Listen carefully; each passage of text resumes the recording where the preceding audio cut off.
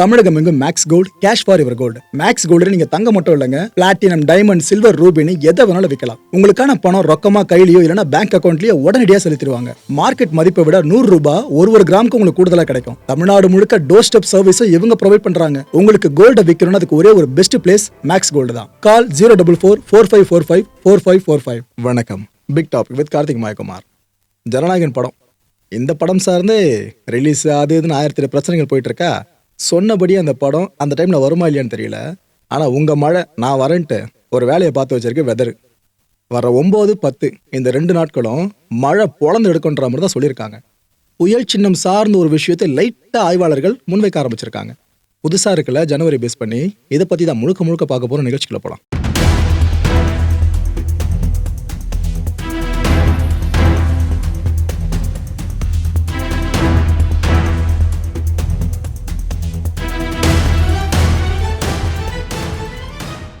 தென்கிழக்கு வங்கக்கடல் அண்ட் பூமத்திய ரேகையை ஒட்டிய இந்திய பெருங்கடல் இருக்குல்ல, இந்த பகுதியில் ஆழ்ந்த காற்றழுத்த தாழ்வு பகுதி நிலை கொண்டுச்சு. இப்போ என்ன இருக்குன்னா, காற்றழுத்த தாழ்வு மண்டலமா அது வலுப்பெற்று இருக்குங்க. இது எல்லாம் புயலை நோக்கி போற ஸ்டேஜஸ், மழையை கொடுக்கக்கூடிய ஸ்டேஜஸ். இது அடுத்த 24 மணி நேரத்தில் ஆழ்ந்த காற்றழுத்த தாழ்வு மண்டலமா வலுவடையும்னு சொல்லியிருக்காங்க. கேரண்டியா சொல்லியிருக்காங்க. இந்த முறை மேற்கு வடமேற்கு திசையை நோக்கி இது நகரும் அப்படின்றாங்க. இட் மீன்ஸ் தென்மேற்கு வங்கக்கடல் இருக்குல்ல, இந்த பகுதிகளில் இது நகரக்கூடும்னு சொல்றாங்க. இது என்ன புது விஷயம் அப்படின்னு பார்த்தீங்கன்னா, கடந்த 155 ஆண்டுகளில் எடுத்துக்கிட்டா இந்த ஜனவரி மாதம் ஒரு டிப்ரெஷன் கிரியேட் ஆகுறது இது 21வது முறையாக நடக்குது. பொதுவாக டிசம்பருக்கு முன்னாடி நம்ம மழையை பார்த்து முடிச்சிருவோம். அபாயம் இருக்கா இல்லையான்ட்டு டிசம்பரை தாண்டினாலே டிசாஸ்டரை தாண்டினாமல் நம்ம பெருமூச்சு விடுவோம். ஆனால் டிசம்பரை தாண்டிட்டோம், ஜனவரி நம்ம யோசிக்காம விட்டா மாதிரி ஆயிடுச்சுங்க. நம்ம அவுட் ஆஃப் சிலபல் மாதிரி தான் இந்த விஷயம் பார்க்குற மாதிரி இருக்கு. 21ஆம் நூற்றாண்டுல ஜனவரி மாசத்துல 6வது முறையா புயல் சின்னம் உருவாகுது. இந்த முறை புயல் உருவாகிடுச்சுன்னு தப்பா நினைச்சுக்காதீங்க. புயல்னா பட்டன் உருவாகிடாதுல, தாழ்வு பகுதி அதுன்னு ஒரு ஸ்டேஜா போயிட்டு கடைசியில் நிற்கும் பார்த்தீங்கன்னா புயல்னு. ஸோ இப்போ தாழ்வுன்ற ஒரு விஷயம் வந்துட்டாலே புயல் சின்னமாக கன்சிடர் பண்ணுவாங்க. அதை தான் சொல்றாங்க. இதுக்கு முன்னாடி 5 புயல் சின்னங்கள் உருவாச்சுல ஜனவரி மாதங்கள்ல. ஏன்னா இப்போ 6வதுன்னு சொல்லிட்டேன். 21ஆம் நூற்றாண்டுல இதுக்கு முன்னாடி 5 முறை உருவாச்சு பார்த்தீங்களா. அந்த இயர்லி வைஸ் உங்களுக்கு சொல்லிடுறேன். 2023 வருஷம் காற்றழுத்த தாழ்வு மண்டலம் ஜனவரி மாதம் உருவாச்சு. 2019 அந்தமான் கடல் பகுதியில் காற்றழுத்த தாழ்வு மண்டலம் வலுப்பெற்றுச்சு.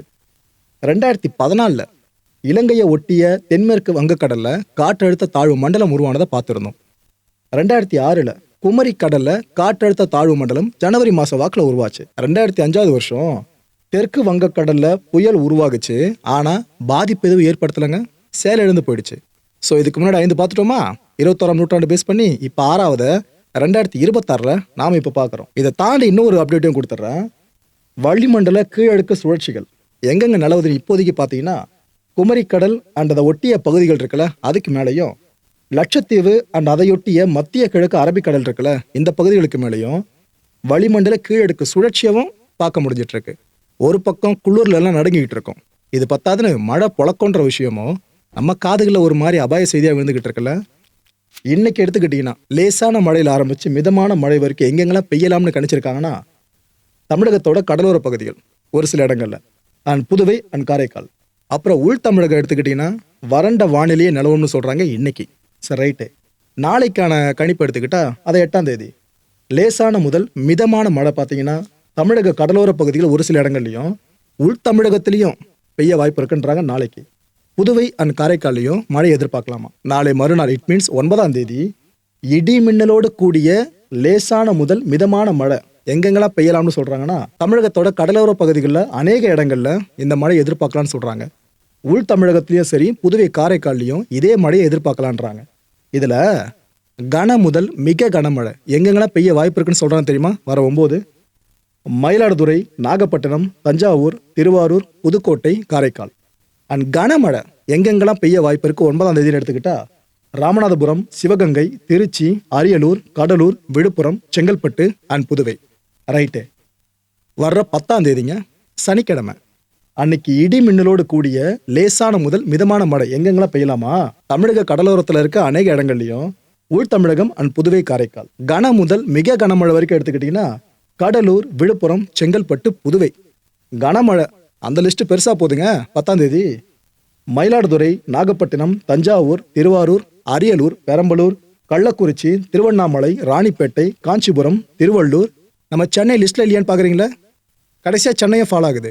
ஸோ வர்ற 9ஆம் தேதி 10ஆம் தேதி நாம பெரிய மழையை பார்க்க போறோம்னு நினைக்கிறேன். இது போல புயல் சின்னத்தை நோக்கி இந்த ஸ்டேஜஸ் ஒன்னா எஸ்கலேட் ஆகுது அப்படின்னா மீனவர்களுக்கும் சில அறிவுறுத்தல்களை முன் வச்சே ஆகணும். பார்த்தீங்களா, அந்த வகையில் காற்றின் வேகம் இருக்குல்ல, இதை பற்றி ஒரு கணிப்பு முன்வைக்கப்பட்டிருக்கு. தமிழக கடலோர பகுதிகளுக்கான எச்சரிக்கையாக இது நீங்கள் எடுத்துக்கலாம்.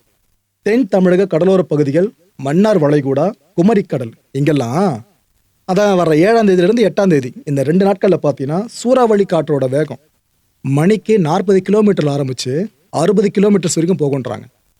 இதுவே 9ஆம் தேதி 10ஆம் தேதி இந்த நாட்கள் எடுத்துக்கிட்டிங்கன்னா 35 கிலோமீட்டரில் ஆரம்பித்து 60 கிலோமீட்டர் வரைக்கும் காற்றோட வேகம் ஒரு மணி நேரத்துக்குன்ற மாதிரி இருக்கும்னு இப்போ கணிச்சிருக்காங்க. ஸோ மீனவ சகோதரர்களே உஷாரா இருங்க. ஒரு பக்கம் ஜோனு மழை பெய்யணும். இப்போ ஒரு முன்னெச்சரிக்கை அறிவிப்பாக வெளியிட ஆரம்பிச்சிட்டாங்களா? தமிழக மக்கள் அகெயின் மழை சார்ந்து லைட்டாக கொஞ்சம் சிரத்தை எடுக்க ஆரம்பிச்சிருக்காங்களா? இன்னொரு பக்கம் கடும் குளிருங்க. கிட்டத்தட்ட சென்னையே ஏதோ ஊட்டி கொடைக்கானல் மாதிரி தான் இருக்குல்ல, அவ்வளோ குளிரல. சரி, மத்தியான நேரத்துலாச்சும் கொஞ்சம் வெயில் கொஞ்சம் தலையை காட்டும், உடம்பு கொஞ்சம் உஷ்ணமாகும்னு பார்த்தா அப்பயும் சேர்ந்து குளிர்ந்துக்கிட்டு தான் இருக்கு. நிறைய வீடுகளில் கரண்ட் பில்லு மிச்சமாக இருக்கும் கண்டிப்பாக. ஏன்னா ஏசியே போட்டே பல நாட்கள் இருக்கும். நம்மளுக்கு ஃபேனை போடாத வீடுகளும் நிறைய இருக்க தான் செய்யுது. அவ்வளோ உதிரில் இருக்கும். சென்னையிலே இந்த நிலைமைனா இந்தியாவோட மற்ற பகுதிகள் கொஞ்சம் யோசிச்சு பாருங்க. அதுவும் குறிப்பாக ஜம்மு அண்ட் காஷ்மீர், உத்தராகண்ட், ஹிமாச்சல் பிரதேஷ் அங்கெல்லாம் பனி லிட்டரலாக கண்ணில் தெரியுது. அந்தளவுக்கு ஸ்னோஃபால் அங்கே இருக்க மக்கள் பார்த்துக்கிட்டு இருக்காங்க. நான் அடித்து சொல்கிறேன், இப்போ நீங்கள் சில ஃபுட்டேஜஸை பார்ப்பீங்க. பார்த்து முடிச்ச பிற்பாடு இது இந்தியாவில் எடுக்கப்பட்டதா அப்படின்னு நீங்களே கேட்பீங்க. அந்த அளவுக்கு பனிப்பொழிவு ரொம்ப ரொம்ப ரொம்ப ஹெவியாக இருக்குது. இந்தியாவில் மற்ற மாநில மக்களும் பயங்கரமாக குளிரால் கஷ்டப்பட்டுக்கிட்டு இருக்காங்க இப்போ.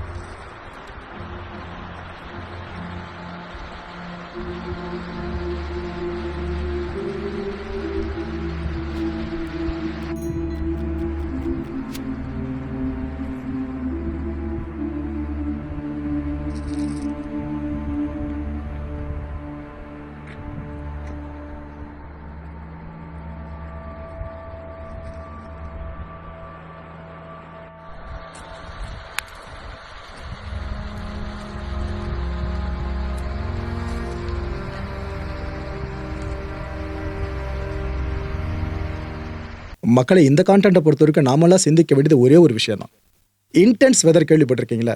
அதாவது மழை அடித்தா ஒரு அடியாக அடித்து துவைக்கிறது, குளிர் அடித்தா ஒரு அடியாக அடித்து துவைக்கிறது. வெயிலும் இதில் விதிவிலக்கு கிடையாதுங்க. இப்போ இந்த அளவுக்கு குளிரை பார்த்துக்கிட்டு இருக்கோம்ல, மழையும் லைட்டாக பார்ப்போன்ற மாதிரி எச்சரிக்கை முன்வைக்கப்பட்டிருக்கல. இதுக்கப்புறம் வெயில் காலம்னு ஒன்று வரும். எனக்கு தெரிஞ்சு இந்த வருஷம் ரொம்ப உஷ்ணமான ஆண்டாக பதிவானாலும் ஆச்சரியப்படுத்திக்கல. ஏன்னா எந்த அளவுக்கு இன்டென்ஸான ரெயின்ஃபாலையும் இன்டென்ஸான இந்த ஸ்னோஃபாலையும் பார்த்துக்கிட்டு இருக்கோமோ அதுக்கு இணையா இல்லைன்னா அதுக்கு ஒரு படி மேலே கூட வெயில் வாட்டி வதைக்கும். ஸோ இப்போ இருக்கிறதுக்கு ஏற்ற மாதிரி நீங்கள் திட்டங்களை வகுக்காதீங்க.